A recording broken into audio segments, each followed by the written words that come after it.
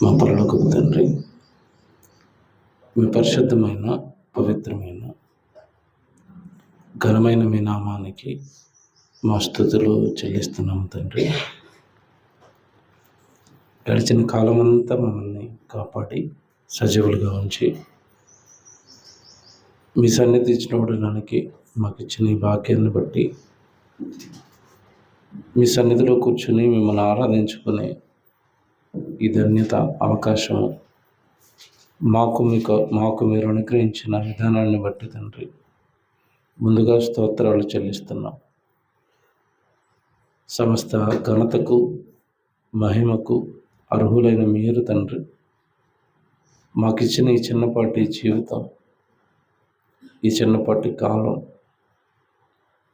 ఈ కొద్ది కాలంలో మిమ్మల్ని సేవించుకునే భాగ్యము, మీ కొరకు బ్రతికే భాగ్యము మాకు అనుగ్రహించినందుకు నిండు స్తుతులు చెల్లిస్తూ తండ్రి సంఘాన్ని జ్ఞాపకం చేసుకునండి, రావలసిన పిల్లల్ని జ్ఞాపకం చేసుకునండి. మేమందరము తండ్రి మీ సన్నిధి పట్ల, మీ వాక్యం పట్ల అమితమైన గౌరవము, ప్రేమ కలిగి మా జీవితాలను సన్మార్గంలో నిర్మించుకోవడానికి మీ కృపను అనుగ్రహించమని క్రీస్తు వారి పరిశుద్ధమైన నామంలో ఈ ప్రార్థన అడుగుచున్నాము తండ్రి, ఆమేన్. ప్రియులారా, చేరువచ్చిన మీ అందరికీ క్రీస్తు నామంలో శుభాలు, వందనాలు తెలియజేస్తున్నాను. ఒక ప్రకటన సంఘానికి, అంటే మన ఒక స్పెషల్ మీటింగ్ జరిగింది. అప్పటికి మీలో అందరూ వచ్చుండరు అని మరలా ఈ ప్రకటన మీకు తెలియజేస్తున్నాను. ఫోటో వేస్తారు చూడండి.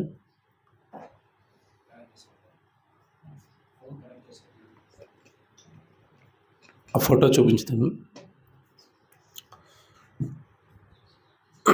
ప్రియులారా, మరి క్రైస్ట్ చర్చ్ మియాపూర్ సంఘానికి అనుసంధానంగా ఉన్న ఈ సంఘం వినవలసిన ప్రకటన ఇది. మియాపూర్ సంఘానికి ఒక నూతనంగా ఒక చర్చ్ ల్యాండ్ అనేది తీసుకోవడం జరిగింది. మీకు పేపర్లో అవి చూపిస్తాడు ఇప్పుడు ఫొటోస్. అయితే సుమారు 50 లక్షలు ఖరీదు చేసే స్థలాన్ని దేవుడి మందిర నిర్మాణం కొరకు మియాపూర్ ప్రాంతంలో తీసుకోవటం జరిగింది. మీకు చూపిస్తున్నది ఆ స్థలమే. సో మియాపూర్ సంఘంలో ఉన్న వాళ్ళు, అలాగే మెహదీపట్నంలో సంఘంలో ఉన్న కొద్దిమంది అనుకుంటా, ఒకళ్ళిద్దరూ ఈ స్థలం విషయంలో సహాయం చేశారు. మిగతా వారికి కూడా ఈ ప్రకటన తెలియచేస్తున్నాం. మియాపూర్ సంఘంలో ఉన్న వాళ్ళందరూ ఖచ్చితంగా అన్ని కుటుంబాలు వేసుకుంటే ఒక 25 లక్షల వరకు పోగు చేయగలిగాం. ఇంకా 25 లక్షలు అవసరం ఉంది. సో దయచేసి ఈ ప్రకటన మీ ముందుకు తీసుకుని వస్తున్నాను. అందరూ ఆలోచించండి. దేవుడికి ఒక మందిరం కట్టే చక్కటి అవకాశం, భాగ్యం. అందులోనూ మన వాక్యం సత్యాన్ని వినిపించే సంఘము, సత్యాన్ని వినిపించే మందిరంగా అది మారుతుంది కనుక, సో మీ వలనైన సహాయం మీరు చేస్తూనే అనేక మందికి ఈ విషయాన్ని తీసుకొని వెళ్ళండి. మందిర నిర్మాణం జరుగుతుందట, మన వంతుగా మనం సహాయం చేయాలి అన్నది మీ బంధువులకి, మీ స్నేహితులకి, మీకు తెలిసిన వారందరికీ దయచేసి ఈ విషయాన్ని ఫార్వర్డ్ చేయండి. గ్రూప్లో పెడతారు. మీకు ఈ ఫోటో కింద మ్యాటర్ రాసి గ్రూప్లో పెడతారు. సో దయచేసి అందరూ మీ వలనైన సహాయము మరి డైరెక్ట్గా నాకు అందించండి. నా నెంబర్ ఉంటుంది అక్కడ, దాని కింద, ఆ ఫోటో కింద. దానికి చేసిన పర్వాలేదు, మీరు పర్సనల్గా నాకు ఇచ్చిన పర్వాలేదు. ఈ విషయం మీకు ఎందుకు జ్ఞాపకం చేస్తున్నానంటే, ప్రారంభంలోనే ఒక 25 లక్షల వరకు ఇంకా అవసరత ఉంది. సో అది చాలా పెద్ద అమౌంట్.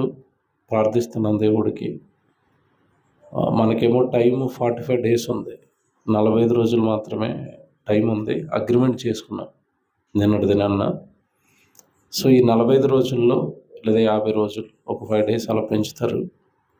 ఒక 50 రోజుల్లో మనము ఈ అమౌంట్ మొత్తాన్ని చెల్లించాలి కనుక దయచేసి మీలో అందరూ స్పందించండి. కుటుంబాలుగా మీ వలనైన సహాయం, మీ బంధువులు, మీ స్నేహితులు, మీకు తెలుసున్నవారు, కొంతమందికి మందిరం కడుతున్నాం అంటే ఏదో ఒకటి ఇవ్వాలి అన్న ఆశ కలిగిన వాళ్ళు మీకు తెలిసిన వాళ్ళలో చాలామంది ఉంటారు.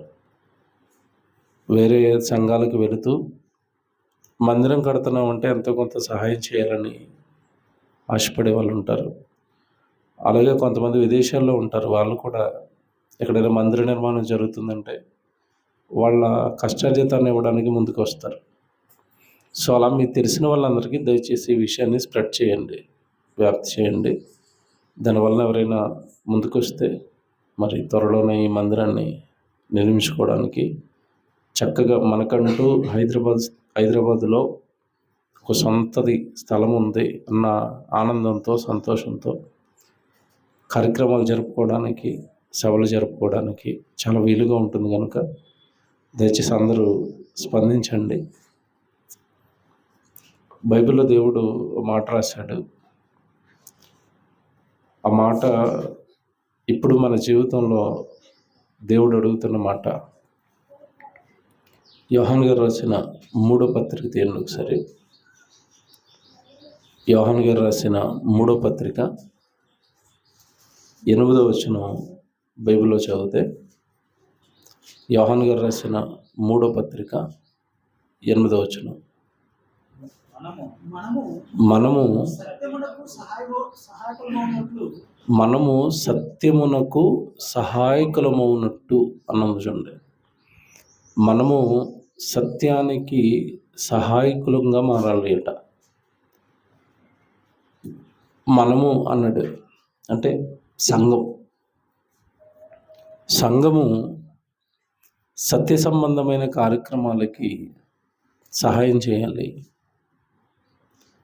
ఈ మాట మీరు లోతుగా ఆలోచిస్తే ఇలాగా పెద్దగా మనకి ఈ మాట యొక్క లోతు భావము మనకు అర్థం కాదు. కానీ సత్యానికి మనం సహాయకులం అవ్వాలి అంటే అర్థం ఏంటంటే, సత్యము అనగానే వాక్యము.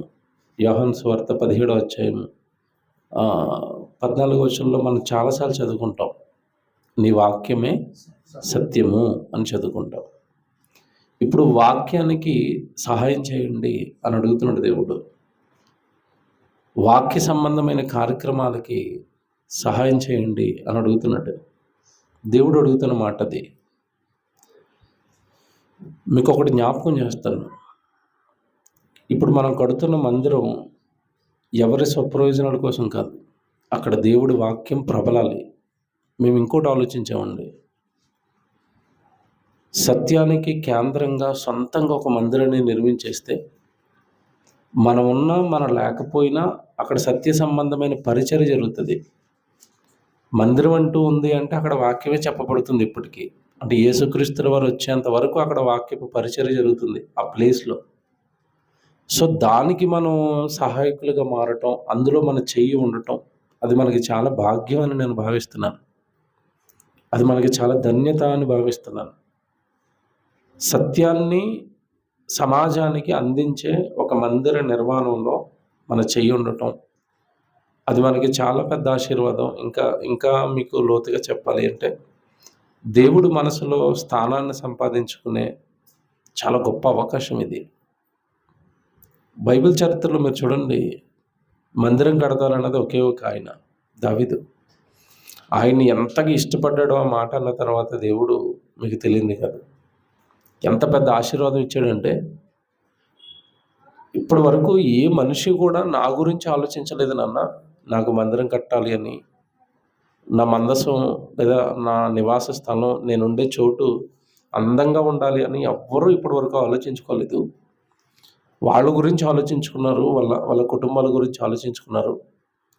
ఫర్ ద ఫస్ట్ టైం నువ్వు నాకు మందిరం కడతానంటున్నావు కనుక నీకు చాలా పెద్ద ఆశీర్వాదాన్ని ఇస్తున్నాను అన్నాడు. నిజంగా ఏంటో తెలుసా నా ఆశీర్వాదం? నీ పిల్లల పిల్లలు పిల్లల పిల్లల్ని కూడా ఈ సింహాసనం మీద కూర్చోబెడతాను. సౌలు కుటుంబాన్ని కంప్లీట్గా నేను నిర్మూలన చేశాను కదా, నాకు నచ్చినప్పుడు సౌలు పిల్లల్ని కూడా తీసేశాను కదా, అలా నీ పిల్లల్ని ఎప్పటికీ తీయను. ఒకవేళ నీ పిల్లలు తప్పు చేసినా శిక్షిస్తాను, దండిస్తాను తప్ప సమూలంగా నిర్మూలన చేయను అని అసలు దావీదుకి ఇచ్చిన ఆశీర్వాదం అండి. చాలా పెద్ద ఆశీర్వాదం ఇచ్చాడు. దీనికి కారణం దావీదు మందిర నిర్మాణంలో ముందుండటం. ఆ రోజు దేవుడు ప్రజలైన దేవుడు పిల్లలైన వాళ్ళందరినీ దేవుడి మందిరంలో కూర్చోబెట్టాలి, అక్కడ వాళ్ళతో ప్రార్థనలు చేయించాలి దేవుడికి అని నిజంగా ఒక స్థలాన్ని దేవుడి కోసం ఏర్పాటు చేయాలనుకున్నప్పుడు చాలా ఆనందపడ్డాడు దావీదును బట్టి దేవుడు. సమూయేలు 2వ గ్రంథం 7వ అధ్యాయం చూడండి ఒకసారి. ఆ మాట ఎంత బాగుంటుందో. నిజంగా చాలా ఆనందం కింద ఉంటుంది చదువుతున్నప్పుడల్లా.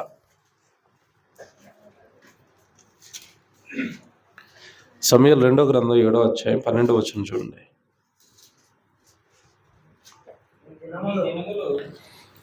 సమూయేలు 2వ గ్రంథం 7వ అధ్యాయం 12వ వచనం. నీ దినములు సంపూర్ణమగునప్పుడు నీవు నీ పితరులతో కూడా నిద్రించిన తర్వాత నీ గర్భములో నుండి వచ్చిన నీ సంతతిని హెచ్చించి, చూసారా, నీ గర్భములో నుండి వచ్చిన నీ సంతానాన్ని హెచ్చిస్తాను. కారణం ఏంటనుకున్నారు? పైనుంచి చదువుకురావాలి. పైనుంచి చదువుకొస్తే నీవు నాకు మందిరాన్ని కడతావా దావీదు?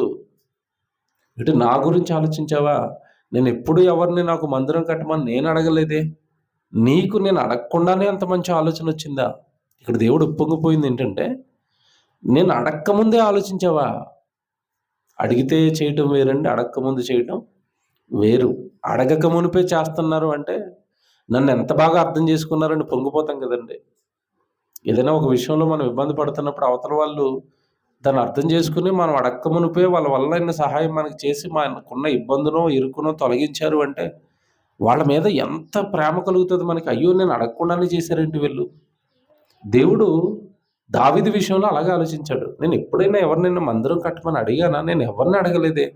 నీకెందుకు వచ్చింది అంత ప్రేమ నా మీద?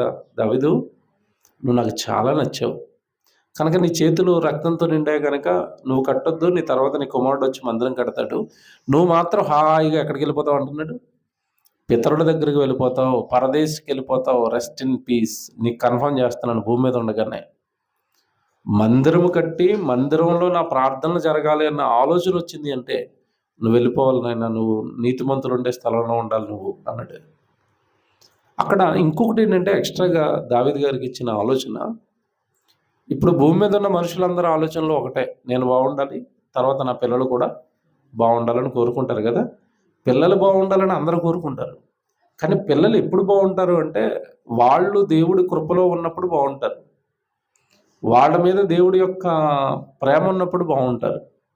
ఇప్పుడు దావీదును బట్టి వాళ్ళ పిల్లలకు కూడా ఈ బ్లెస్సింగ్ వచ్చింది. అదే ఇప్పుడు మీరు చదువుకుంటున్న మాట 12వ వచనంలో. నీ దినములు సంపూర్ణమైనప్పుడు నీవు నీ పితరులతో కూడా నిద్రించిన తర్వాత నీ గర్భములో నుండి వచ్చిన నీ సంతతిని హెచ్చించి, చూసారా, నీ సంతానాన్ని కూడా డోకలేదన్నాడు. ఎంత పెద్ద ఆలోచన మీరు చూడండి. తెల్లారులేస్తే మనుషుల ఆలోచనలన్నీ ఒకటే, మా పిల్లలు ఏమైపోతారు, మా పిల్లలు ఏమైపోతారు అని భయపడుతున్నారు. అసలు దావీదుకి ఎంత ధైర్యం ఇచ్చాడు దేవుడు అంటే, నీ సంతానాన్ని కూడా నేనే హ్యాండిల్ చేస్తాను, వాళ్ళని బాగా హెచ్చిస్తాను అన్నట్టు. హెచ్చించి తర్వాత మాట చూడండి ఎంత బాగుంటాయంటే, రాజ్యమును అతనికి స్థిరపరిచెదను, అతడు నా నామ ఘనత కొరకు ఒక మందిరమును కట్టించును, అతని రాజ్య సింహాసనమును నేను నిత్యముగా స్థిరపరిచెదను, నేను అతనికి తండ్రిని అయ్యుందును, అతడు నా కుమారుడయ్యుండును. అతడు పాపము చేసిన ఎడల నరుల దండముతోనూ మనుషులకు తగులు దెబ్బలతోనూ అతనిని శిక్షింతును గాని నిన్ను స్థాపించుటకై నేను కొట్టివేసిన సౌలునకు నా కృప దూరమైనట్లు అతనికి నా కృప దూరము చేయను. చూసారది, నీ పిల్లలకి నా కృప దూరము చేయను. ఏదైనా తప్పు చేస్తే మనుషులతో ఒక చిన్న దెబ్బ వేయించి సరిచేస్తాను తప్ప, సౌలును వదిలేసినట్టుగా, సౌలు పిల్లలను వదిలేసినట్లుగా నీ పిల్లల్ని వదిలిపెట్టను. అది చూసారా పదం, నా కృప వాళ్ళకి దూరం అవ్వదు అంటే ఎప్పుడు నేను వాళ్ళకి తోడుగా ఉంటాను అన్నాడు. అసలు ఇది ఈ సందర్భం ఆలోచించినప్పుడు అండి నాకు చాలా రోజులు చాలా ఆనందం వేసింది. నిజమే కదా! నేను కూడా ఇలాగ ఆలోచించానండి. హైదరాబాద్‌లో అందరూ ఇల్లు కట్టుకోవాలి. ఏవండీ హైదరాబాద్‌లో ఇల్లు అంటే ఇంక మరి అది మామూలు విషయం కాదది. హైదరాబాద్‌లో ఇల్లు కట్టుకోవటం అంటే, హైదరాబాద్‌లో ఇల్లు కొనుక్కోవటం అంటే అదొక హోదాగా ఫీల్ అవుతూ ఉంటారు అందరూ. నేను హైదరాబాద్‌లో సేవ ప్రారంభించిన తొలినాళ్ళలో నుండి నాకొక్కటే ఆశ. హైదరాబాద్‌లో మందిరం కట్టాలి దేవుడికి. ఎందుకంటే హైదరాబాద్‌లో చర్చెస్ చాలా ఉన్నాయి. కానీ సత్యాన్ని చెప్పేవాళ్ళు చాలా తక్కువండి. చాలా అంటే చాలా తక్కువ. మీరు ఎక్కడికి వెళ్ళండి చర్చిలన్నీ దోపిడీ అండి. ఆశీర్వాదాలు, బ్లెస్సింగ్స్ దేవుడికివ్వండి, దేవుడు మీకిస్తాడు. ఇది తప్ప మరో బోధ ఉండదక్కడ. మీకు రోగాలా? మీకు ఏమన్నా సమస్యలా? ఇది తప్ప ఒరిజినల్‌గా బైబిల్‌లో ఉన్న విషయాలను చెప్పే సంఘాలు లేవు హైదరాబాద్‌లో.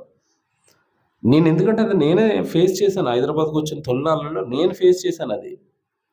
సుమారు 20, 30 సంఘాలు తిరిగేశాను. ఎక్కడికెళ్ళినా దొంగ ఎక్కడికెళ్ళినా అబద్ధమే. చిన్నప్పటి నుంచి బైబిల్ చదువుకున్నాం మేము. చిన్నప్పటి నుంచి ఒక సత్యాన్ని చెప్పే సంఘంలో ఉన్నాం.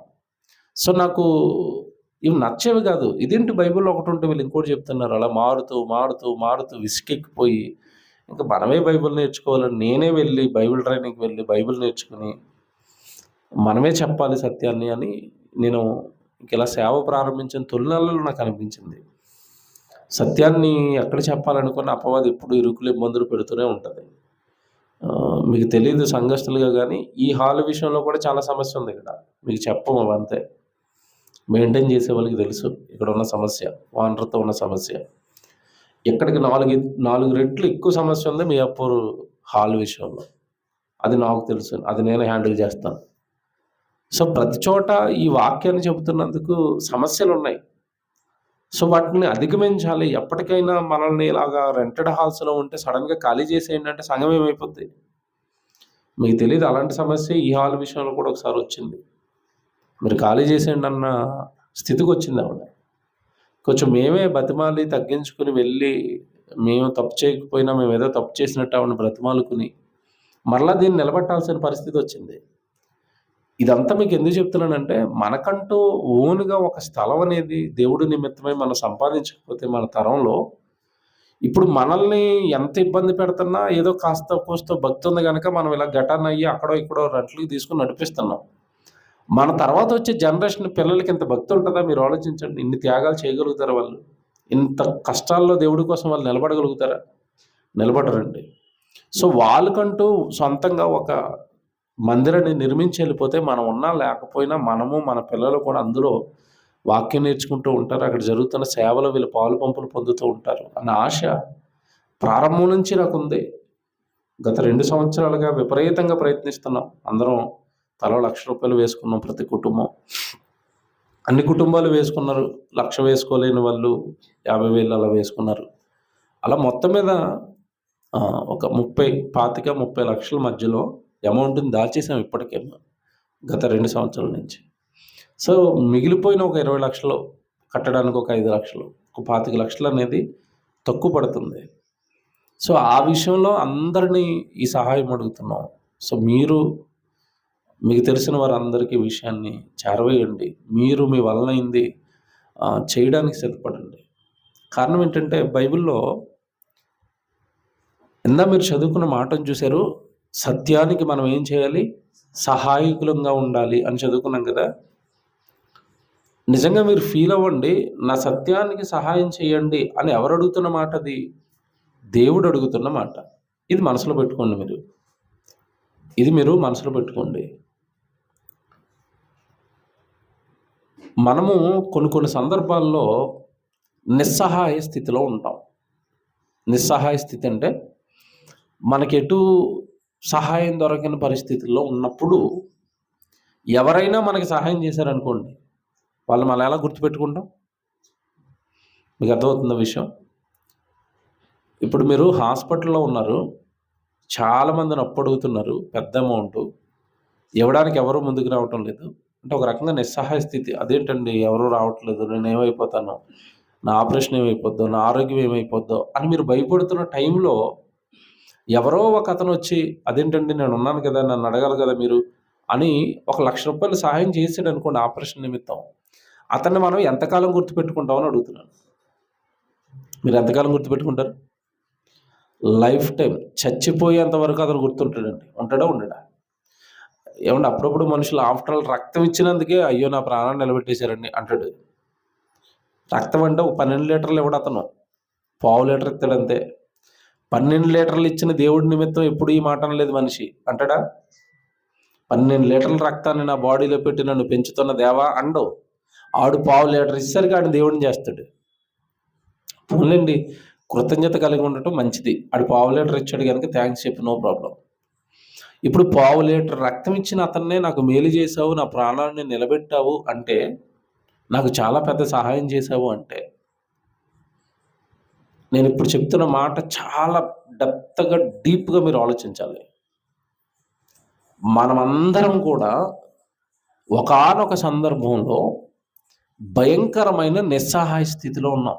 అంటే అక్కడ మనకి సహాయం చేసేవాళ్ళు ఎవరూ లేరు, అక్కడ మన దగ్గరికి వచ్చేవాళ్ళు ఎవరూ లేరు, అక్కడ ఎవడైనా సహాయం చేద్దామన్నా వాడికి అవకాశము లేదు. ఒక రకంగా మనకి ఎవరూ లేని టైంలో దేవుడు మనకి సహాయం చేశాడు. ఎప్పుడు అనుకుంటున్నారు? మనము తల్లి గర్భంలో ఉన్నప్పుడు. యెషయా గ్రంథం 44వ అధ్యాయం 2వ వచనం చూడండి బైబిల్లో. యెషయా గ్రంథము 44వ అధ్యాయం 2వ వచనం. నిన్ను సృష్టించి గర్భములో నిన్ను నిర్మించి నీకు సహాయము చేయువాడనైనా యెహోవా. ఏమండి, ఈ సందర్భం మీరు చాలాసార్లు చదివారు. నిన్ను సృష్టించి గర్భములో నిన్ను నిర్మించి నీకు సహాయము చేయువాడనైనా యెహోవా. ఏమండి, ఈ మాట మీరు ఎలా ఆలోచిస్తున్నారో కానీ, దేవుడు అనే ఆయన మనకి సహాయం చేశారట. ఎప్పుడు చేశారట? మనము అనే ఒక క్యారెక్టర్ సృష్టించి, నువ్వు స్త్రీగా కానీ పురుషుడిగా కానీ ఈరోజు ఏ పేరుతో అయితే నువ్వు పిలవబడుతున్నావో, నీకంటూ ఒక క్యారెక్టర్ భూమి మీద తయారైంది అంటే, నీకంటూ ఒక జీవితం ఏర్పడింది అంటే, ఆ జీవిత నిర్మాణకర్త దేవుడు. ఆ నిర్మాణం ఎక్కడ చేశాడు అంటే తల్లి గర్భంలో చేశాడు. అలా తల్లి గర్భంలో నిర్మాణం చేసిన తర్వాతట సహాయం చేశాడట. ఆ మాట నన్ను చాలా కదిలించింది. నీకు సహాయము చేయువాడనైనా యెహోవా. నేను మాట్లాడుతాను, ఇంతకీ సహాయం ఎక్కడ చేశాడట దేవుడు మనకి? తల్లి గర్భంలో. ఏం చేశాడు సహాయం అంటే మీకు మాట్లాడుతాను. తల్లి గర్భంలో ఉన్నప్పుడు బిడ్డకి ఆలన పాలన, గాలి, నీరు, ఆహారం ఇవన్నీ ఎవరు అందించారు బిడ్డకి? మీరు తెలుగుగా ఆలోచించప్పుడు మీకు ఎవరు అందించారు? తల్లి గర్భంలో మీరు ఉన్నప్పుడు మీకు ఎవరు అందించారు? అక్కడ మన ధైర్యం ఎవరు? అక్కడ మన తోడెవరు? అక్కడ మనకు ఉన్నది ఎవరు? పోనీ మీరు ఆలోచించండి. అమ్మ ఏమన్నా కొంచెం హెల్ప్ చేయగలిగిన కండిషన్లో ఉంటుందా? అమ్మ ఏమన్నా లోపలికి వచ్చి అన్నం తిన్నామని అడుగుతుందా? పొట్టలోకి వచ్చి అడగదు. నాన్న ఏమైనా పొట్టలోకి వచ్చారా, ఏం కావాలని అడుగుతాడా? అడగడు. అమ్మ రాలేదు, నాన్న రాలేడు, మనన్న వాళ్ళు ఎవ్వరూ రాలేరు. ఎవ్వరూ రాలేని టైంలో ఆయన వచ్చి చేశాడట. ఏం చేశాడట? సహాయం. గుండె నిర్మాణం అది కొట్టుకోవాలి, దానికి ఏం కావాలి? రక్తం ఏర్పడాలి, దానికి ఏం కావాలి? ఇతనికి జీర్ణాశయం ఏర్పడాలి, దానికి ఏం కావాలి? ఇతను ఊపిరి తీసుకోవాలి, ఎలా తీసుకోవాలి? ఇతడు ఆ 270 రోజులు 300 రోజులు గెటాన్ సర్వే అవ్వడానికి కావాల్సిన ఎనర్జీ, శక్తి ఏ రూపంలో ఇతనికి ఇవ్వాలి? ఎవరండి ఈ సహాయాలన్నీ మనకి తల్లి గర్భంలో చేసింది చెప్పండి? దేవుడండి. అటు ఒక రకంగా మనది అక్కడ నిస్సహాయ స్థితి. ఆయన సహాయం చేయకపోతే మనకు బ్రతుకంటూ లేదు, మనమంటూ బ్రతకం. అలాంటి టైంలో సహాయం చేసిన దేవుడండి నోరు తెరచి మనల్ని భూమి మీదకి వచ్చిన తర్వాత మాట అడిగాడు. ఇందా మీరు చదువుకున్న మాట ఏమడిగాడు? సత్యానికి, నా వాక్యానికి మీరు ఏం చేయాలి? సహాయం చేయండి. మిమ్మల్ని అడుగుతానండి, ఇప్పుడు నిస్సహాయ స్థితిలో సహాయం చేసి మనల్ని నిలబెట్టిన దేవుడు నోరు తెరచి నా సత్యానికి సహాయం చేయండి, నా వాక్యానికి సహాయం చేయండి. లేదా ఈరోజు మందిరం రూపంలో మిమ్మల్ని అడుగుతున్నాడు, ఇదిగో మియాపూర్లో నా వాక్యం చెప్పడానికి ఒక మందిరం కడుతున్నారు, ఆ మందిరానికి సహాయం చేయండి. దేవుడు అడుగుతున్నప్పుడు అండి మనం దాన్ని ఎలా ఫీల్ అవ్వాలి? మీరు ఆలోచించండి. ఎలా ఫీల్ అవ్వాలి? నాకు సహాయం చేసి నన్ను బ్రతికించిన ఆయన ఇప్పుడు నన్ను ఏమడుగుతున్నాడు? సహాయం అడుగుతున్నాడు. మీకు 2 ఎగ్జాంపుల్ చెప్తాను, మీకు తెలిసినవి, మీరు వార్తల్లో విన్నవి. ఆ మధ్యకాలంలోనండి ఫారిన్ కంట్రీలో బోరుబావి తవ్వారు నీళ్ల కోసం. బోరుబావి తవ్విన తర్వాత కొన్ని చోట్ల వాటర్ పడదు. పడినప్పుడు దాన్ని మూసేయాలి. కానీ మూసేయకుండా ఎందుకో పొరపాటున వదిలేశారో లేదా కప్పిందాన్ని పిల్లలు లాగేశారో తెలియదు కానండి, ఆ బోరు బావిలో ఒక చిన్న పిల్లోడు వెళ్ళి పడిపోయాడు అందులో. చిన్నోడు, ఒక 3, 4, 5 సంవత్సరాలు ఉన్న చిన్నోడు వెళ్ళి పడిపోయాడు అందులో. అందరూ గోల వచ్చేసారు, మూగేశారు, మీడియా వచ్చింది, పోలీసు వాళ్ళు వచ్చారు, కుటుంబం, తల్లి, తండ్రి. తర్వాత వాళ్ళకి ఆ కింద ఎవడైతే పడిపోయాడో చిన్నోడు, వాళ్ళకి ఒక అన్నయ్య ఉన్నాడు. వాడికి ఒక 12 సంవత్సరాలు 10 సంవత్సరాలు ఉంటాయి, పెద్దోడు. ఇప్పుడు అందరూ ఏడుస్తున్నారు. ఇక్కడ విషయం ఏంటంటే, సహజంగా బోరుబావిలో పడిపోయినోడిని తీయాలి అంటే పెద్దోడు పడిపోతే ఒక తాడేస్తారు. తాడేస్తాడు, పట్టుకుంటాడు, లేదా నడువులో కట్టుకుంటాడు, పైకి వచ్చేస్తాడు. ఈ పడిపోయినోడు చిన్నోడు, వీడికి తాడేసినా సరే పట్టుకోవడం అనేది వాడికి తెలీదు, రాడు పైకి. అలాగని పోనీ తవ్వుకుంటా తవ్వుకుంటూ వెళ్ళాలి కిందకి, పక్క నుంచి గోతులు తీసుకుని తవ్వుకుంటూ వెళ్ళాలి. అలా తవ్వుకుంటూ వెళ్ళేసరికి ఒక రోజు పట్టొచ్చు, 2 రోజులు పట్టొచ్చు, 3 రోజులు కూడా పట్టొచ్చు. ఈలోపు వాడు చనిపోయే అవకాశం ఉంది. సో ఎవ్వరికి ఎలా తీయాలో ఏం పాలుపోవట్లేదు. పడిపోయినోడు చిన్నోడు కదండి. అంటే ఒక రకంగా వాడి స్థితి ఏ స్థితి ఇప్పుడు? అది నిస్సహాయ స్థితి. అంటే అది అంటే ఎవడు వాడికి సహాయం చేయడానికి అవకాశం అక్కడ లేదు. నిజమండి, ఆశ్చర్యం అది. మీరు కూడా చూశారు వీడియో. ఆ టైంలో వాళ్ళ అన్నయ్య ధైర్యం చేశాడు. 10 సంవత్సరాలు 11 సంవత్సరాలు ఉన్న వాళ్ళ అన్నయ్య ఉన్నాడు కదా, వాడేమన్నాడు తెలుసండి, నా నడానికి తాడు కట్టేసి నన్ను దింపండి కిందకి అన్నాడు. సేఫ్టీ ప్రికాషన్స్ తీసుకుని వాడు నడానికి తాడు కట్టేసి బాగా వాడి కిందకి జారిపోకుండా వాడిని రివర్స్లో ఇలాగా తల కిందకి పెట్టి కాళ్ళు పైకి పెట్టి వాడిని అలా బోరుబావిలోకి దింపారండి వాళ్ళ అన్నయ్యని. అలా తాడు వదిలారు చాలా వందల అడుగులు లోపలికి. అది అలా తాడు వదిలారు. తాడిక లూజ్ అయిపోయింది. అంటే ఇంక తాడు వెళ్ళట్లేదు. అంటే ఆడు వెళ్ళిపోయాడు కిందకి. వెళ్ళిపోయిన తర్వాత ఒక 10 నిమిషాలు ఉండండి, మళ్ళీ లాగటం ప్రారంభించారు. అలా లాగటం ప్రారంభించేసరికి కిందన్న పడిపోయిన వాళ్ళ తమ్ముడిని పట్టుకుని పైకి వచ్చాడు. నిజంగానండి, అందరూ చప్పట్లు కొట్టేశారు, అందరూ గెంతేశారు. విషయం తెలుసా, కింద నుంచి పైకి వచ్చిన ఎవడు ముద్దాట్లేదు అక్కడ. ఈ దిగులోని ముద్దాడారు అందరూ. వీడిని ఎత్తేసుకున్నారు, వీడిని పొగిడారు. అసలు వాడిని పట్టుకొని వాళ్ళ అమ్మ అయితే ఏడ్చేసింది వాళ్ళ అన్నయ్య విషయంలో. అయితే ఇది మీకు ఎందుకు చెప్పారంటే, ఈ విషయము ఒక నిస్సహాయ స్థితిలో, సహాయం అందని స్థితిలో ఆ బిడ్డని ఎవరైతే బ్రతికించారో ఆ చిన్న బిడ్డని, ఏమంటే వాడు పెద్దోడైన తర్వాత, ఒరే నువ్వు ఇలా ప్రాణాపాయ స్థితిలో ఉంటే మీ అన్నయ్యే నిన్ను కాపాడాడురా అని వాడికి చెప్తే, వాడి జీవితకాలంలో వాళ్ళ అన్నయ్యని ఎలా చూసుకుంటాడు చెప్పండి? ఎలా ఆలోచిస్తాడు చెప్పండి? నా ప్రాణం పోయింది ఇక నన్ను ఎవడో బ్రతికించలేరు అన్న టైంలో బ్రతికించేవరా నన్ను. నిజమండి, అది నిజంగా వాళ్ళ అన్నయ్యను ప్రేమిస్తాడండి. ఎందుకంటే విజువల్స్ కూడా ఉన్నాయి కదా ఆడికి చూపించుకోవడానికి. ఆడికి బాగా ఊహ వచ్చిన తర్వాత చూపించుకోవడానికి వీడియోస్ కూడా ఉన్నాయి. వీడు దిగటం, లాగటం అన్ని విజువల్స్ ఉన్నాయి. వీళ్ళ లాగేడురా నిన్ను అంటే ఎంత ఆనందపడతాడు, ఎంత కృతజ్ఞత కలిగి ఉంటాడు తమ్ముడు వాళ్ళ అన్నయ్య పట్ల. అంటే ప్రాణం నిలబెట్టాడు. ఏమంటే ఇది మనం అప్లై చేసుకుంటే, అసలు తల్లి గర్భంలో మనమంటూ సృష్టింపబడతామని మనకు తెలీదు, మన అమ్మనాన్నలకు కూడా తెలీదు. అసలు అలాంటి టైంలో తల్లి గర్భంలో దేవుడు మనకి ఏం చేశాడట? సహాయం చేశాడట. మనకంటూ రూపం ఇచ్చాడు, మనకంటూ జీవితం ఇచ్చాడు.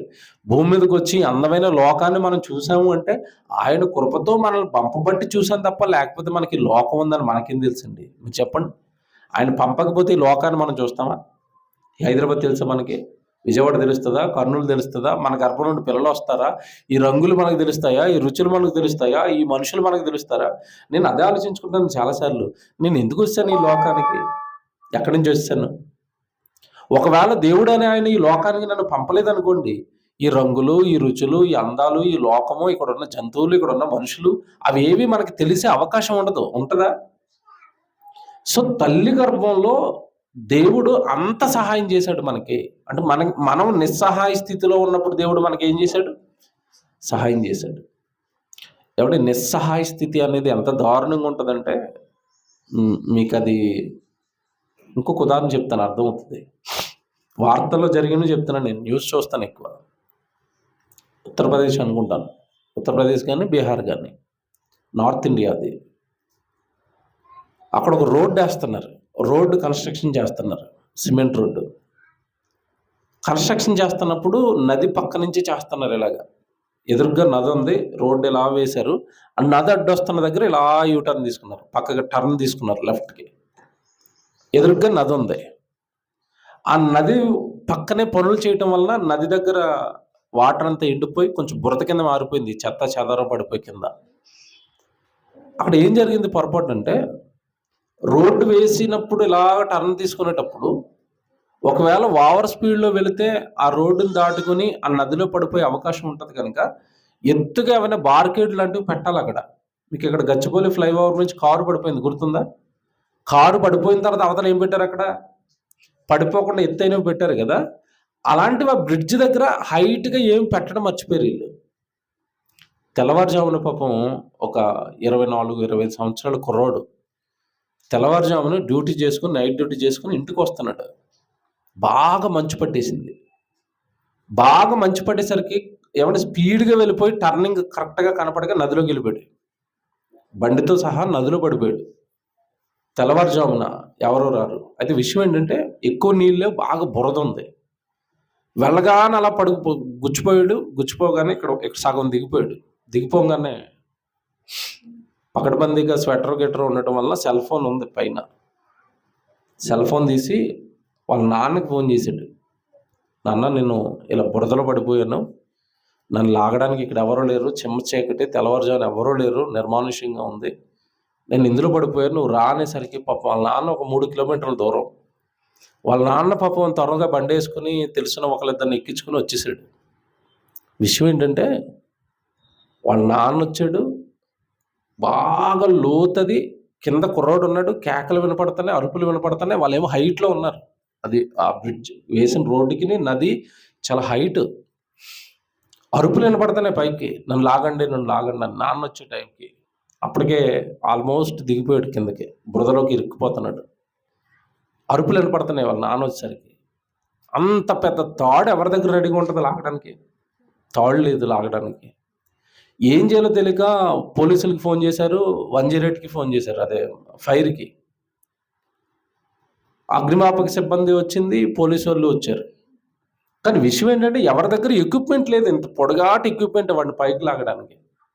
నిజమండి, నాన్న చూస్తుండగా, పోలీసు వాళ్ళు చూస్తుండగా అరుస్తూ అరుస్తూ అరుస్తూ అలా బురదలో దిగిపోయాడు, చచ్చిపోయాడు. వీళ్ళు మొత్తం తాళ్ళు ఎక్విప్మెంట్ రెడీ చేసుకుని లాగే లోపండి చచ్చిపోయాడు, ఊపిరాడక, బురదలో ఊపిరాడకి చచ్చిపోయాడు.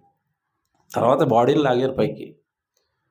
ఇక్కడ విషయం ఏంటంటే, నాన్న కళ్ళ ముందే అరుస్తూ అరుస్తూ అరుస్తూ చచ్చిపోతుంటే, నాన్న ఏమీ చేయలేని స్థితిలో వాడు చచ్చిపోతుంటే, ఇప్పుడు నాన్న మనసు ఎలా ఉంటుంది మీరు ఆలోచించండి. చచ్చిపోయినాడు కూడా, అయ్యో మా నాన్న పైన ఉన్నాడు, పోలీసుల పైన ఉన్నారు, నేను చచ్చిపోతున్నానంటే ఏ సహాయం అందకుండా చచ్చిపోయినాడు, పరిస్థితి ఎలా ఉంటుంది? సో ఇలాంటిది మన జీవితంలో జరగకుండా దేవుడు మనల్ని కాపాడాడు తల్లి గర్భంలో. అక్కడ నిస్సహాయ స్థితి, అక్కడ మనకి సహాయం చేయడానికి ఎవడో రాడు. వచ్చే అవకాశం ఉందా?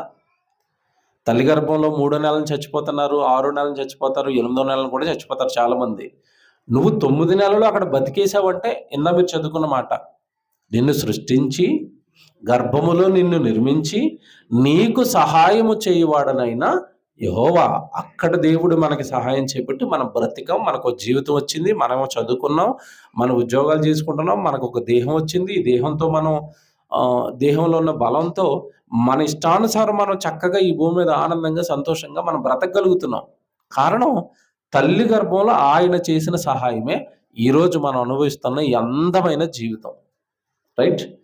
ఇప్పుడు అంత సహాయం చేసిన దేవుడు, నిస్సహాయ స్థితిలో సహాయం చేసిన దేవుడు భూమి మీదకి వచ్చిన తర్వాత మన విషయంలో ఆయన ఒక సహాయం అడిగాడు. ఏం సహాయం అడిగాడంటే, నా సత్యానికి మీరు ఏం చేయాలి? సహాయం చేయండి. నా సత్యానికి సహాయం చేయండి అన్నాడు. అంటే నా వాక్యానికి సహాయం చేయండి అంటున్నాడు. కనుక దేవుని పిల్లలుగా దేవుడే సహాయం చేసి మనం నిస్సహాయ స్థితిలో ఉన్నప్పుడు, ఆయన పని జరుగుతున్నప్పుడు మాత్రమే ఆయన పనికి మీరు సహాయకులుగా మారండి అన్నాడు. ఆయనకే సహాయం అవసరం లేదండి, ఆయన సర్వశక్తిమంతుడు. కానీ ఆయన వాక్యం, ఆయన ఆయన మాట సమాజంలోనికి వెళ్ళడానికి మన బాధ్యతగా, మన తండ్రి మాటలు కదా ఇవి, ఆ మాట మన దగ్గరికి రావడం వల్ల మన బ్రతుకులు బాగున్నాయి కదా. ఆ మాటే మన జీవితాలు నిలబెట్టింది కదా. ఇప్పుడు దేవుడి మాటలు మనలో ఉండబట్టే కదా మనం నేరాల వైపు, పాపాల వైపు వెళ్లకుండా మన జీవితాలను మనం నిలబెట్టుకున్నాం, కట్టుకున్నాం. సో, ఆ మాట మీద మనకు గౌరవం ఉంటే, ఆ సత్యం వ్యాప్తి కొరకు, ఆ సత్యం కొరకు మనం ఎలా మారాలి అంటే సహాయకులంగా మారాలి. దేవుడి వాక్యానికి మనం సహాయం చేయాలి. దేవుడి వాక్యం ప్రబలడానికి సహాయకులుగా మారాలి. బైబిల్‌లో ఒక సందర్భం ఉంటది. నిజంగా ఈ మాట బాగా అర్థం చేసుకున్నారు వాళ్ళు. సత్యానికి మీరు సహాయం చేయండి అంటే, ఒకానొక సందర్భంలో నుండి ఎస్తేరు గ్రంథం మనం చదువుకుంటాం. ఎజ్రా, నెహెమ్యా, ఎస్తేరు ఈ 3 గ్రంథాలు వరుసగా ఉంటాయి. ఎజ్రా అనే ఆయన, నెహెమ్యా అనే ఆయన దేవుడి మందిరము, దేవుడి మందిరానికి సంబంధించిన పట్టణానికి సంబంధించిన గోడలు కట్టిన వ్యక్తులుగా బైబిల్‌లో మనకు కనబడతారు. ఎజ్రా గాని, నెహెమ్యా గాని. నిజంగా పక్కనే ఒక స్త్రీ పేరుతో ఒక పుస్తకం ఉంటదండి. ఎస్తేరు గ్రంథం అని ఉంటది. ఈ ఎస్తేరు గ్రంథం మనం బాగా డీప్‌గా ఆలోచిస్తుంటే, ఒకానొక సందర్భంలో దేవుడికి ఒక సహాయం అవసరం పడింది అక్కడ. ఏం సహాయం అంటే, ఆ రోజున్న యూదులందరినీ కూడా చంపేయడానికి కుట్ర పన్నారు. రాజు సైతం శాసనం రాసేసాడు. ఎవరిని చంపేయమని? యూదులను చంపేయమని. ఇంకొక రకంగా కొద్ది రోజుల్లో యోధ జాతి మొత్తం చచ్చిపోతుందండి. బాగా వినండి. యోధ జాతి మొత్తం చచ్చిపోబోతుంది. యోధ జాతి చచ్చిపోవటం అంటే అర్థం ఏంటంటే, యేసుక్రీస్తుల వారు ఏ జాతిలో నుంచి రావాలి? యోధ జాతిలో నుంచే. కనుక దెయ్యం ఏం ప్లాన్ వేసిందంటే, యోధ జాతిని సమూలంగా నిర్మూలిస్తే అందులో నుంచి పుట్టబోయే యేసుక్రీస్తుల వారు రారు. ఆయన రాకపోతే ఈ లోకానికి సువార్త, ఈ లోకానికి రక్షణ, ఈ లోకానికి మంచి జరగదు. సో యేసుప్రభు రాకూడదంటే వాళ్ళ పూర్వీకులను చంపేయాలి, వాళ్ళ పితరులందరినీ చంపేయాలి అని అపవాది వాడి రూపంలో ప్లాన్ వేసి నిజంగానండి యూదుల నిర్మూలనకు రాజుతోనే శాసనం చేయించేసింది. ఇప్పుడు కొద్ది రోజుల్లో యూదులు చచ్చిపోబోతున్నారు. ఇప్పుడు వాళ్ళని కాపాడాలి అంటే ఎవరు సహాయం చేస్తారు? ఇప్పుడు ఈ భయంకరమైన అక్రమాన్ని, ఈ అన్యాయంగా యూదులందరినీ చంపేసి ఈ భయంకరమైన కార్యక్రమాన్ని ఎవరు ఆపుతారు? ఇప్పుడు దేవుడు డైరెక్ట్గా వచ్చి కార్యాలు చేయరు కదండి. మనుషుల ద్వారా ఆయన ఏం చేయించుకుంటాడు? పనులు చేయించుకుంటాడు. ఇప్పుడు వాళ్ళని ఆపడానికి ఒక సహాయం కావాలి. ఎవరి వల్ల అవుతుంది అంటే, దేవుడు ఎన్నుకున్నది ఎస్తేరును ఎన్నుకున్నాడు కనుక, ఎస్తేరు ఆ పని చేసింది కనుక మనకి ఎస్తేరు గ్రంథం ఉంది. ఆవిడ ఆ పని చేయలేదనుకోండి, మనకి ఈ గ్రంథం ఉండేదే కాదు. ఒక మాట చూపిస్తాను మీకు, ఎంత ఆనందం కింద ఉంటుందంటే, ప్రజెంట్ నాకు సహాయం కావాలి, నా పిల్లల్ని కాపాడాలి, యూదులందరినీ. సో దానికి ఎస్తేరు నువ్వు ముందుకు రావాలి. ఏంటి నువ్వు చేయవలసిన పెద్ద పనేమి లేదు.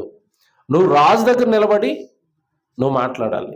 ఇది అన్యాయం అని, ఇది అక్రమం అని, జరిగిందంతా నువ్వు రాజుతో చెప్పాలి అనేసరికండి ఎస్తేరు చాలా భయపడిపోయింది. భయపడినప్పుడు ఇప్పుడు మీరు చాలా జాగ్రత్తగా చదవాలి బైబిల్లో. ఎస్తేరు గ్రంథం 4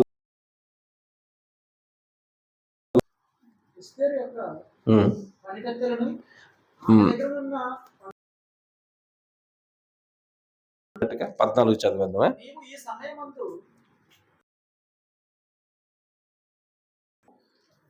14 వచనం. నీవు ఈ సమయమందు మౌనముగా ఉన్న ఎడల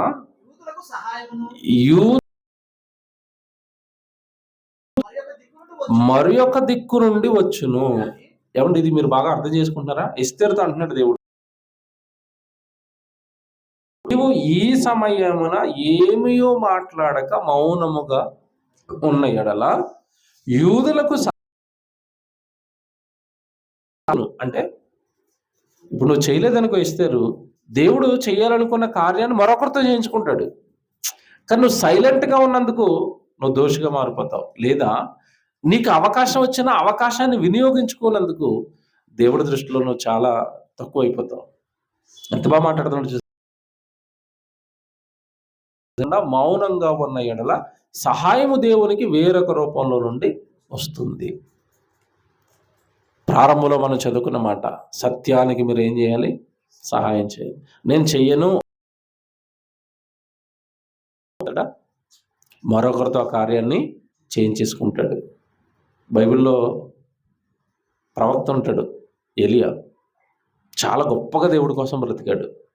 బ్రతికి చివరిలో కాస్త పిరికితనం వచ్చింది. యెజబెలు తరుముతుంది చంపేయడానికి. తరుతున్న టైంలోనండి, దేవా నేను చెయ్యను, నా పితరుల కంటే నేను ఎక్కువ వాడిని కాను, నన్ను చంపేయి అన్నప్పుడు దేవుడు అన్న మాట ఏంటో తెలుసండి?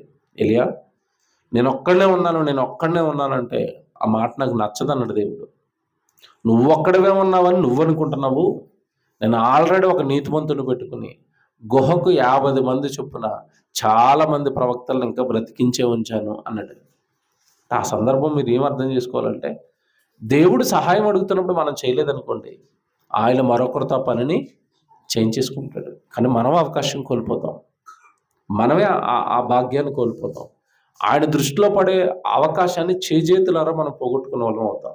కనుక దేవుడు పిల్లలుగా, మరి దేవుడు ఈ తరంలో అప్పుడున్న వాళ్ళను అక్కడున్న పనికి దేవుడు సహాయం అడిగితే, ఈరోజు మనల్ని ఇప్పుడు మనకు ముందున్న పని కొరకు దేవుడు మనకు అవకాశం ఇస్తున్నాడు. మిమ్మల్ని పాలుభాగస్తులు అవ్వండి అని మిమ్మల్ని సహాయం అడుగుతున్నాడు. నా పనికి మీరు సహాయం చేయండి, నా స్థలానికి సహాయం చేయండి, నా మందిరానికి సహాయం చేయండి. ఆర్థికంగా మీ స్థితిలో ఏంటో మీకు తెలుసు, ఆర్థికంగా మీరు ఎలా ఉన్నారో మీకు తెలుసు. మీ శక్తి లోపం లేకుండా ఆర్థికంగా సహాయం చేయడానికి ముందుకు రండి. లేదా మీకు తెలిసిన వాళ్ళు ఎవరి దగ్గరికైనా వార్తను తీసుకెళ్ళి వాళ్ళతో సహాయం చేయించడానికైనా ముందుకు రండి, ప్రార్థించండి. మళ్ళీ చెప్తున్నాను, ఒక పెద్ద విజయాన్ని మనం అందరము కలిసి దేవుడికి ఇవ్వబోతున్నాం. మందిరం నిర్మాణం జరిగిపోయి అక్కడ రిబ్బన్ కటింగ్ అయ్యి అక్కడ సేవ ప్రారంభం అయింది అంటే ఎన్నో కార్యక్రమాలు జరుగుతాయి, ఎంతోమంది అక్కడ బలపడతారు. మందిరం ఉందంటే చక్కగా మీరు వచ్చి సెమినార్లో, సభల్లో, మన మందిరంలో మనం హాయిగా కూర్చొని చాలా ఆనంద కింద ఉంటాం. సో 2026 దేవుడు మనల్ని అడుగుతున్న సహాయం ఇది. ఇప్పటి వరకు మీరు ఎన్నో చేశారు, దేవుడికి ఎన్నో ఇచ్చారు. ఈ విషయాన్ని కూడా కాస్త మనసులో పెట్టుకుని, ఎందుకంటే ఇది భారీ ప్రాజెక్ట్, భారీగా కార్యక్రమం, ఎక్కువ వ్యయంతో కూడిన కార్యక్రమం, ఎక్కువ కష్టంతో కూడిన కార్యక్రమం కనుక దయచేసి దేవుడి కొరకు జరుగుతున్నది ఇది. అందరూ మీరు సహాయంతో ముందుకు రావడానికి మీరు సిద్ధపడండి. బైబిల్లో ఒక సందర్భాన్ని మీకు చూపిస్తాను. దేవుడు వాక్యం అర్థమైన వాళ్ళు, ఇదిగో మేము సత్యానికి సహాయకులంగా ఉండాలి అని అనుకున్న వాళ్ళు ఎలాంటి త్యాగాలకు సిద్ధపడ్డారో దేవుడు ఒక సందర్భాన్ని రాయించాడు బైబిల్లో. హెబ్రీయులకు రాసిన పత్రిక తీయండి. హెబ్రీయులకు రాసిన పత్రిక 10వ అధ్యాయానికి వెళ్దాం. 10వ అధ్యాయము 34వ వచనం చూద్దాం.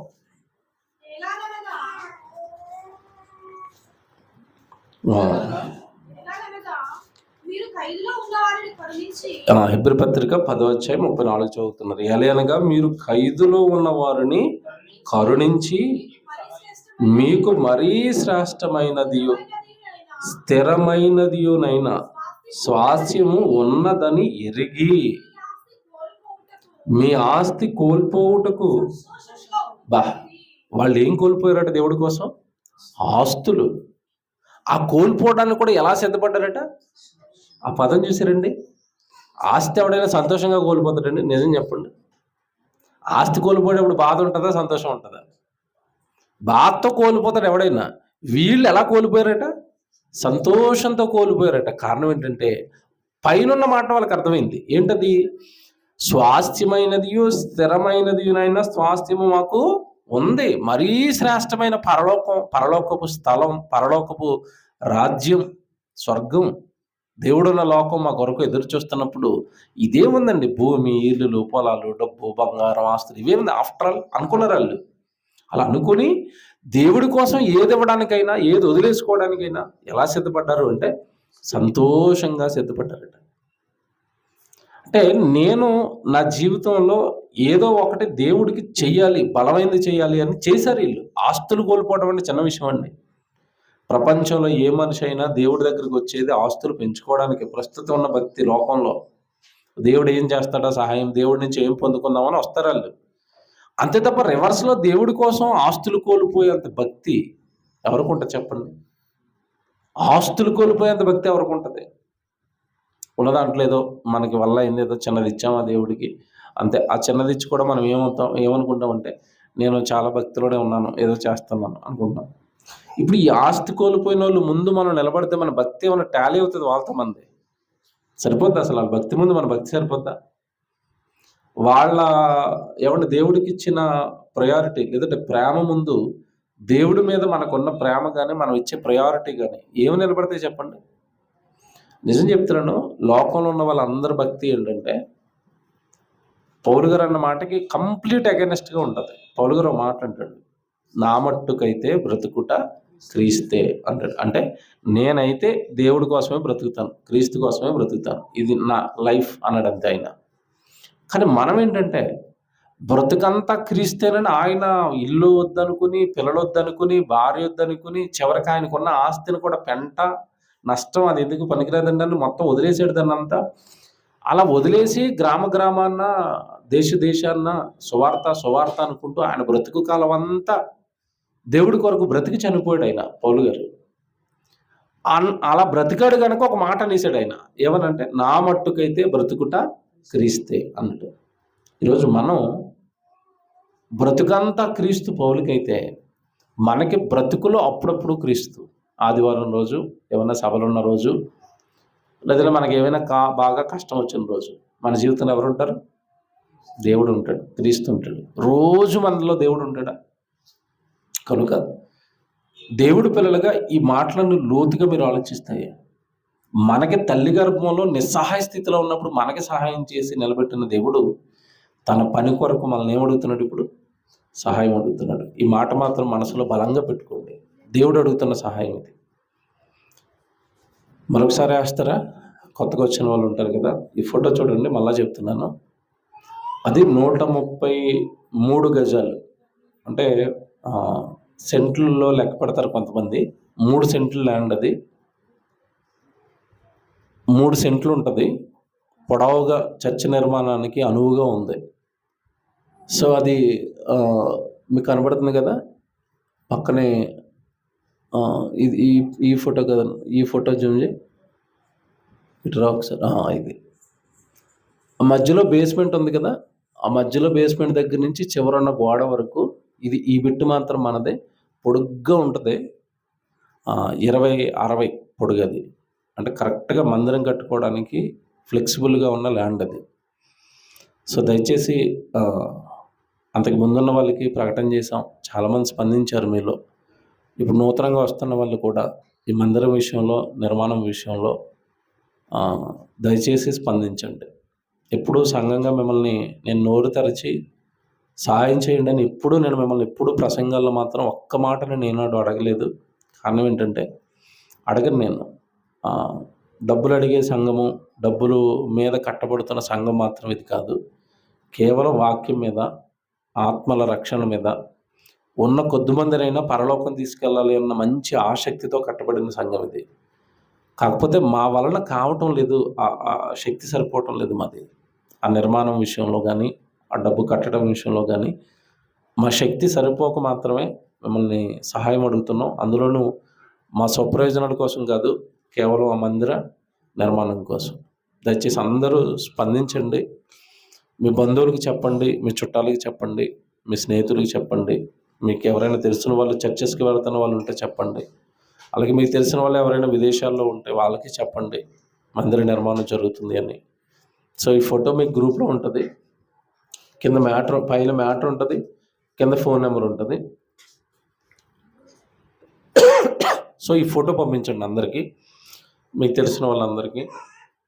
ఎవరైనా సహాయం చేయగలిగితే మీ వలన మీరు దేవుడికి చాలా మేలు చేసిన వాళ్ళు అవుతారు. ఒక 40 రోజులు 45 రోజులు టైం ఉంది, 45 డేస్ టైం ఉంది. నిన్న అగ్రిమెంట్ చేసుకున్నాం. సో బ్యాలెన్స్ 25 లక్షలు కోసం ఎదురు చూస్తున్నాం. ఒకటి, సహాయం చేయగలిగిన వాళ్ళు ఈ విధమైన సహాయం చేయండి. రెండోది, మీలో ఎవరికైనా అంటే అన్ని డబ్బులు కనుక రాకపోతే లోన్లు పెట్టైనా మొదట కట్టేయాలని అనుకుంటున్నాం. 40 రోజుల టైం ఉంటుంది కనుక ఇచ్చేవాళ్ళు ఆలస్యంగా ఇస్తున్నా, లేదా ఇచ్చే అమౌంట్ అంతా సరిపోయినా లోను తీసుకోవాలన్న ఆశతో ఉన్నాం. సో, మీలో ఎవరికైనా, ఎందుకంటే మాకు లోన్స్ ఇవ్వరు. మాకు ప్రాపర్‌గా శాలరీస్ ఉండవు. మాకు ఐటీ రిటర్న్స్ ఉండవు. మా దగ్గర డబ్బులు ట్రాన్సాక్షన్స్ అవి ఏమీ ఉండవు మా దగ్గర. కనుక నాకు పర్సనల్‌గా ఏ లోన్లు రావడం లేదు పెద్దవి. సో, మీలో ఎవరైనా లోన్ ఎలిజిబిలిటీ ఉన్నా, ఆ సహాయం చేసినా ఈఎంఐ కట్టడానికి మేము రెడీగా ఉన్నాం. ఎందుకంటే ఇప్పుడు ఆల్రెడీ అక్కడ 30,000 రెంట్ కడుతున్నాం. 40,000 వరకు ఈఎంఐ కట్టడానికి మేము రెడీగా ఉంటాం. 40,000 వరకు. సో, మీలో ఎవరైనా కొంచెం లోన్ ఎలిజిబిలిటీ ఉంటే, ఆ లోన్ ఇప్పించైనా సహాయం చేయండి. ఒక 5 లక్షలు గానీ, 10 లక్షలు గానీ, ఒక 4 ఇయర్స్, 5 ఇయర్స్ అలా పెట్టినా పర్వాలేదు, కట్టేస్తాము. ఈఎంఐకి నో ప్రాబ్లమ్. నేనే ఉంటాను. మీకు ఈఎంఐ కట్టడానికి సంతకాలు పెడతాను నేను, అప్పు తీసుకున్నట్టుగా మీ దగ్గర. సో, ప్రతి నెల ఈఎంఐ చెల్లించడానికి కూడా నేను రెడీగా ఉంటాను. సో, మీ వలన సహాయం మీరు చేస్తూనే, దయచేసి ఎవరికైనా లోన్ ఎలిజిబిలిటీ ఉంటే 10 lakhs కానీ, 5 lakhs కానీ, సో ఆ విషయంలోనైనా మాకు సహాయం చేసి పెట్టండి. Okay, thank you. God bless you. ప్రార్థన చేసుకుందాం. ప్రేమ కలిగిన తండ్రి దేవా, తరాలలో, యుగాలలో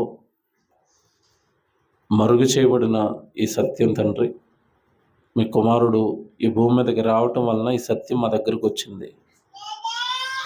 మనుషులంతా వాళ్ళు ఎందుకు పుట్టారో తెలియదు, ఎవరు పుట్టించారో తెలీదు, అలా బ్రతకాలో తెలీదు. మాకు మాత్రం తండ్రి మీ మహాకృపతో ఈ సత్యాలన్నీ మాకు నేర్పించారు. ఈ జ్ఞానమంతా మా ఒడిలో పోశారు. ఈ జ్ఞానం మాతో అంతమైపోకూడదు అన్న ఉద్దేశంతో తండ్రి, రాబోయే తరాలకు కూడా ఈ సత్యం వెళ్ళాలి అన్న ఉద్దేశంతో, మా శక్తికి మించి, మా స్తోమతకి మించి తండ్రి, ఒక పెద్ద కార్యాన్ని మీ కొరకు చేయడానికి సిద్ధపడ్డాం. స్థలం 50 లక్షలతో స్థలం తీసుకున్నాం తండ్రి. తర్వాత మందిరం నిర్మాణం చేయడానికి కూడా కొన్ని లక్షలు అవసరం పడతాయి. మీరున్నారన్న విశ్వాసం, మిమ్మల్ని ఇష్టపడే పిల్లలు ముందుకొస్తారన్న నమ్మకం, మీ పని జరుగుతుంది అంటే నేను ఉండలేను, పనిలో నేను ఉండాలి అని మిమ్మల్ని ఇష్టపడిన ప్రతి ఒక్కరూ ఖచ్చితంగా స్పందిస్తారు, ముందుకొస్తారన్న నమ్మకంతో తండ్రి, ఈ పెద్ద కార్యాన్ని మా భుజాలపైన వేసుకొని మోస్తున్నాం. తోడుగా ఉండండి, సహాయం చేయండి. 45 రోజుల టైం ఉంది తండ్రి. మీ సహాయం కొరకు ఎదురు చూస్తున్నాం. ఆనాడు ఎస్తేరును రేపారు, పౌలు గారికి తోడుగా ఉన్న అకుల, ప్రిస్కిల లాంటి వారిని రేపారు. బైబిల్లో అనేక మంది తండ్రి పౌలు గారికి సహకారులుగా ఉన్న స్త్రీలు, ఇప్పుడు మేము చదువుకున్న హెబ్రీ సంఘంలో ఉన్న వారికి ఉన్న ఆస్తి కోల్పోయారు. అంటే ఆ రోజు వాళ్ళకి ఏం అవసరం ఏర్పడిందో తండ్రి మీ పని కోసం, ఆ పనిని ముందుకు తీసుకుని వెళ్ళడానికి వాళ్ళ ఆస్తి అంతా అమ్మేసి ఆ పనిని జరిగించారు. వాళ్ళ జీవితం బైబిల్లో రాయించారు. ఇప్పుడు ఆ మాట మేము చదువుకున్నాం. తండ్రి, ఆస్తులు కోల్పోయేంత పెద్ద పని కాదు, కానీ మాకున్న దాంట్లో తండ్రి శక్తి లోపం లేకుండా మా పిల్లల చదువులకి లక్షలు ఖర్చు పెడుతున్నాం, పెళ్ళిళ్ళకి ఖర్చు పెడతాం, మాకు సంబంధించిన విందులకి, వినోదాలకి వేలు, లక్షలు ఎన్నో ఖర్చు పెడుతున్నాం. ఇది మీ కొరకు జరుగుతున్న బలమైన కార్యం. నా కోసం ఎన్నో చేసుకున్నాను కదా, నా తండ్రి మందిరం కదా అని తండ్రి మీ పిల్లలు ఫీల్ అయితే, మీ పిల్లలు మీ గురించి ఆలోచిస్తే ముందుకు వస్తారు. ఈ మందిరం విషయంలో ఖచ్చితంగా అందరము కలిసి మిమ్మల్ని సంతోషపెడతాం. అలా స్పందించే పిల్లలుగా మీ బిడ్డలైన వారందరినీ దీవించమని ప్రార్థిస్తూ, క్రీస్తు వారి పరిశుద్ధమైన నామంలో ఈ ప్రార్థన అడుగుచున్నాము తండ్రి. ఆమేన్. Thank you.